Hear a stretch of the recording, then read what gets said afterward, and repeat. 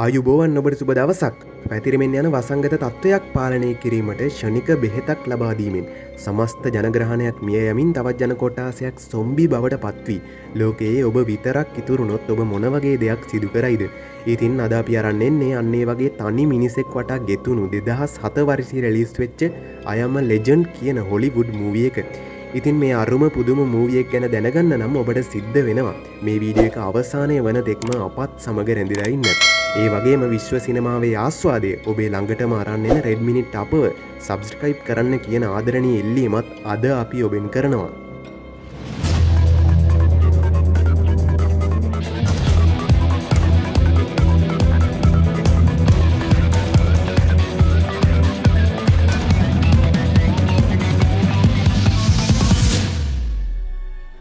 ඉතින් මේ මූවි එක පටන් ගන්නේ අතීතයේ සිද්ධ වෙච්ච සිදුවීමක් එක්ක.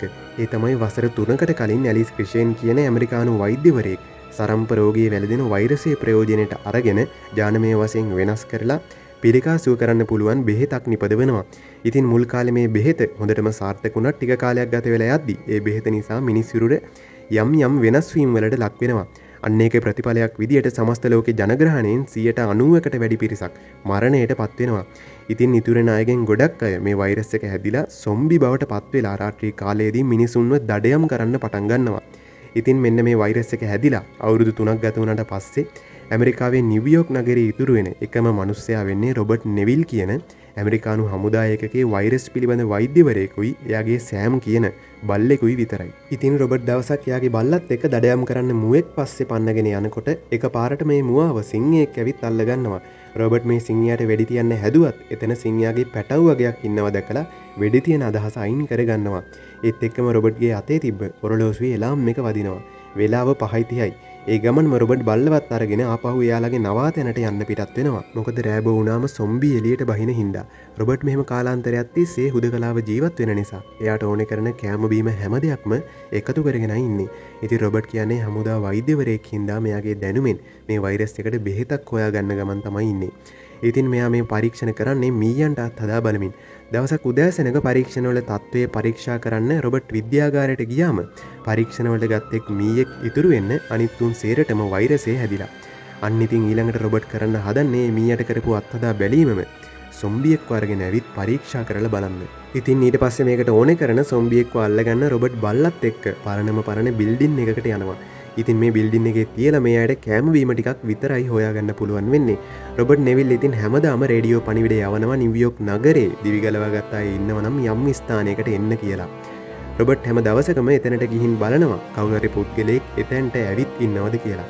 නමුත් මෙතරම් කාලයකට එතනින් එක මනුෂ්‍ය ආත්මයක්වත් රොබර්ට්ට නම් හමුුනේ නැහැ. ඔන්න ඉතින් එක දවසක් රොබර්ට් බල්ලත් එක්ක ගොල්ෆ් සෙල්ලම් කර ඉද්දී එක පාරටම මුවෙක්ව දැකලා ඌ පස්සේ පන්නන්න පටන් ගන්නවා. ඉතින් මුවත් හයියෙන් දුවගෙන ගිහින් අඳුරු කළුවර ගොඩනැගිල්ලක් අස්සකට රිංග ගන්නවා. ඉතින් රොබර්ට්ගේ බල්ලත් මුව පස්සෙන්ම පන්නගෙන ගිහින් මේ ගොඩනැගිල්ලට යනවා. ඉතින් මේකට රොබර්ට් බය වෙනවා. මොකද මේ වගේ කළුවර ගොඩනැගිලි වල සොම්බීස්ලා ඉන්න පුළුවන් හින්දා. ඉතින් රොබර්ට් ටෝච් එකකුත් ගහගෙන තුවක්කුවකුත් අරන් හිමීට බයෙන් මේ ගොඩනැගිල්ල ඇතුළට ගිහින් බල්ලට කතා කරනවා. ඒත් බල්ලගෙන් නම් කිසිම සද්දයක් නැහැ. ඉතින් රොබර්ට් තව පොඩි දුරක් ඇතුළට ගිහින් වටපිට බලද්දි ලේ පැල්ලමක් තියෙනවා දැකලා හොඳටම බයටපත් වෙනවා. රොබර්ට් හිතන්නේ මේ ලේයාගේ හුරතල් බල්ලගේ කියලා. ඉතින් මේ ලේ පාර දිගේ උඩ තට්ටුවට ගියාට පස්සේ අර දුවගෙන ආපු මුවා එතන වැටිලා ඉන්නවා රොබර්ට් දකිනවා. ඒත් එක්කම රොබර්ට් එතනින් පොඩ්ඩක් ඉස්සරහට ටෝච් එක ගහද්දි දකිනවා සොම්බි ගොඩක් කාමරයක අයිනකට වෙලා ඉන්නවා. ඉතින් රොබර්ට් ඒ ගමන් කිසිම සද්දයක් නොකර ආපහු යන්න හදද්දී කාමරයේ අයිනක බයෙන් ගුලි වෙලා ඉන්න එයාගේ බල්ලව දකිනවා. බල්ලා ළඟට ඇවිත් යන් කියලා කතා කරද්දී බල්ලා තවත් බයෙන් පිටිපස්සට යනවා. මේත් එක්කම රොබර්ට් එයාගේ පිටිපස්සෙන් එන ගමන් හිටපු සොම්බියෙක්ව දැකලා ඌට වෙඩි තියලා බල්ලත් එක්ක පහළට දුවන්න පටන් ගන්නවා. ඉතින් මෙහෙම දුවගෙන යද්දි පිටිපස්සෙන් පන්නගෙන ආපු සොම්බි රොබර්ට්ව අල්ලගන්නවත් එක්කම රොබර්ට් වීදුරුවක් කඩාගෙන එළියට පනිනවා. ඉතින් ඉර එළියට සොම්බීන්ට ඉන්න බැරි නිසා එළියට වැටුණු සොම්බි ටික එතනම මැරෙලා යනවා. ඉතින් ඊට පස්සේ රොබර්ට්ගේ පරීක්ෂණවලට සොම්බියෙක්ව ඕනේ වෙලා තියෙන නිසා සොම්බියෙක්ව අල්ලගන්නේ ඒ ගොඩනැගිල්ලේ ඇතුළු වෙන දොරටුව ළඟ රොබර්ට් උගුලක් කටවනවා. ඉතින් මේ වෙලාවේ මෙයාගේ උගුල සාර්ථක වෙලා සොම්බියෙක්ව අහු වුණාට පස්සේ එතනට ආපු තව සොම්බියෙක් ගොඩක් තරහෙන් හයියෙන් කෑ ගහන්න පටන් ගන්නවා. මේක දිහා බයෙන් වගේ රොබර්ට් බලාගෙන ඉඳලා අල්ලගත්ත සොම්බියවත් අරගෙන එයාගේ විද්‍යාගාරයට අරන් යනවා. ඉතින් රොබර්ට්ගේ උගුලට අහු වෙලා තියෙන්නේ ගැහැණු සොම්බියෙක්. ඊට පස්සේ රොබර්ට් අර සාර්ථක වුණු බෙහෙත මේ සොම්බියට විදිනවා. මෙහෙම විද්දා විතරයි මේ සොම්බියා හයියෙන් කෑ ගහන්න පටන් ගන්නවා. මීයට අර බෙහෙත හරි ගියාට මිනිස්සුන්ට ඒ බෙහෙත හරියන්නේ නැහැ කියලා හිතලා රොබර්ට් එතනින් යන්න පිටත් වෙනවා. ඔන්න ඉතින් ඊළඟ දවසේ රොබර්ට්ගේ උපන් දිනය. රොබර්ට් මේක නිසා බල්ලත් එක්ක ඇවිදින්න යන්න පිටත් වෙනවා. ඉතින් මෙහෙම යන ගමන් ඉද්දි මෙයා දකිනවා කලින් දවසේ කඩයක් ඇතුලේ තිබ්බ ඩමියක් මෙයා යන පාරේ තියෙනවා. මේකට පුදුමෙන් පුදුමයටපත් වෙලා රොබර්ට් වාහනෙන් බැහැලා අර ඩමිය තියෙන තැනට ඇවිදගෙන යනවා. ඉතින් ඩමිය ළඟට යනවත් එක්කම රොබර්ට් කලින් දවසේ සොම්බියව අල්ලගන්න අටවපු උගුල වගේම උගුලකට රොබර්ට්වත් අහු වෙනවා. ඒ වෙලාවට රොබර්ට් සිහිය නැති වෙලා කකුල් දෙකෙන් එල්ලිලා ඉන්නවා. ඉතින් මෙහෙම වෙලාව ගත වෙලා ගිහින් රොබර්ට්ගේ අතේ තිබ්බ එලාම් එක වැදෙන සද්දෙට රොබර්ට්ට සිහිය එනවා. ඉතින් ඉර බැහැගෙන යනවා දැකලා මෙයා ගොඩක් බය වෙනවා. ඊට පස්සේ දඟලලා කොහොම හරි උගුලෙන් ගැලවෙන්න හැදුවට ගැලවෙන්න බැරි වෙනවා. ඉතින් ඊට පස්සේ සාක්කුවේ තිබ්බ පිහියක් අරන් කකුලේ ගැට ගැහිලා තිබ්බ නූල කපා ගන්න රොබර්ට්ට පුළුවන් වෙනවා. හැබැයි මෙයා බිමට වැටෙද්දී ඒ පිහියම කකුලේ ඇනිලා කකුල තුවාල වෙනවා. ඉතින් ඊට පස්සේ රොබර්ට් බඩගාගෙන හෙමින් වාහනේ තියෙන තැනට යන්න පටන් ගන්නවා. ඒත් එක්කම ඉරේලිය බැහැගෙන යනවත් එක්කම රොබර්ට් ඉස්සරහා තිබ්බ බිල්ඩින් එකෙන් සොම්බි මිනිහෙක් සොම්බි බල්ලෝ තුන්දෙනෙකුත් එක්ක එළියට එනවා රොබර්ට් දකිනවා. මේ සොම්බි මිනිහා තමයි අර කලින් දවසේ ගැහැණු සොම්බියව අල්ල ගන්නවා දැකලා තරහෙන් කෑ ගහන්න ගත්තේ. ඉතින් ඉරේලිය මැකිලා යනවත් එක්කම සොම්බි බල්ලෝ තුන්දෙනා දුවගෙන ඇවිත් රොබර්ට්ව හපන්න හදනවා.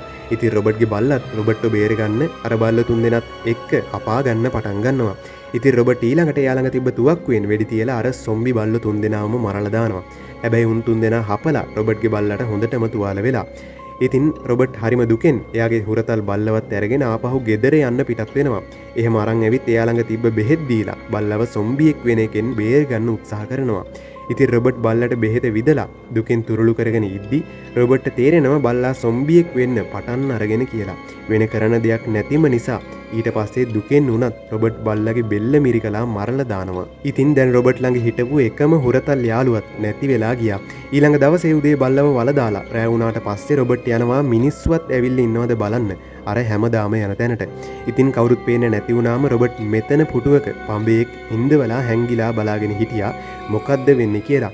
ඉතින් අඳුර වැටිලා කළුවර වුණාම මෙතනට සොම්බි කීප දෙනෙක් එනවා රොබර්ට් දකිනවා. ඉතින් මේ සොම්බි පඹයට රැවටිලා ඌව අල්ලගන්න එතනට දුවගෙන එද්දි රොබර්ට් වාහනේ පදවගෙන ඇවිත් අර සොම්බීස්ලා ටිකව හප්පලා මරලා දානවා.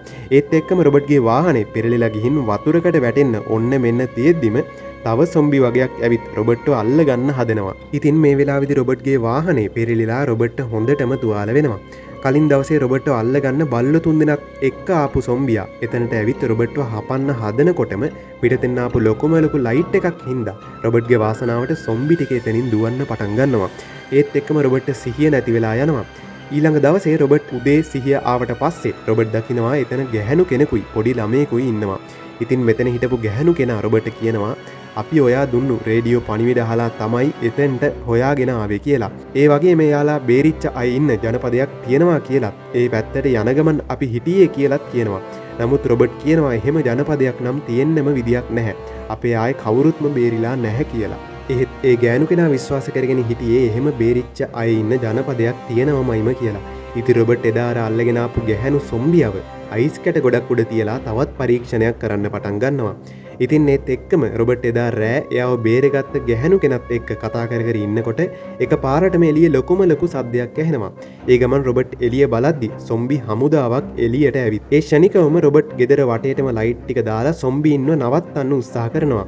ඒත් සොම්බි හමුදාව ඒ ලයිට් කුඩු පට්ටම් කරගෙන රොබර්ට්ගේ ගෙදරට ඇතුළු වෙන්න දුවගෙන එනවා. ඉතින් එළිය හයි කරලා තිබ්බ බෝම්බ වගේක් පුපුරවලා සොම්බීන්ව මරලා දාන්න රොබර්ට්ට පුළුවන් වුණත් බේරිච්ච සොම්බි රොබර්ට්ගේ ගේ ඇතුළටම ඇවිත් එතනින් එක සොම්බියෙක් රොබර්ට්ව අල්ලන් තල්ලු කරලා දානවා. රොබර්ට් විසි වෙලා ගිහින් තුවක්කුවක් තිබ්බ තැනකට වැටෙනවා. ඉතින් වහ තුවක්කුව අතට ගත්ත රොබර්ට් ඒකෙන් වෙඩි තියද්දිම ඒ සොම්බි මිනිස්සයා එතනින් පැනලා දුවනවා.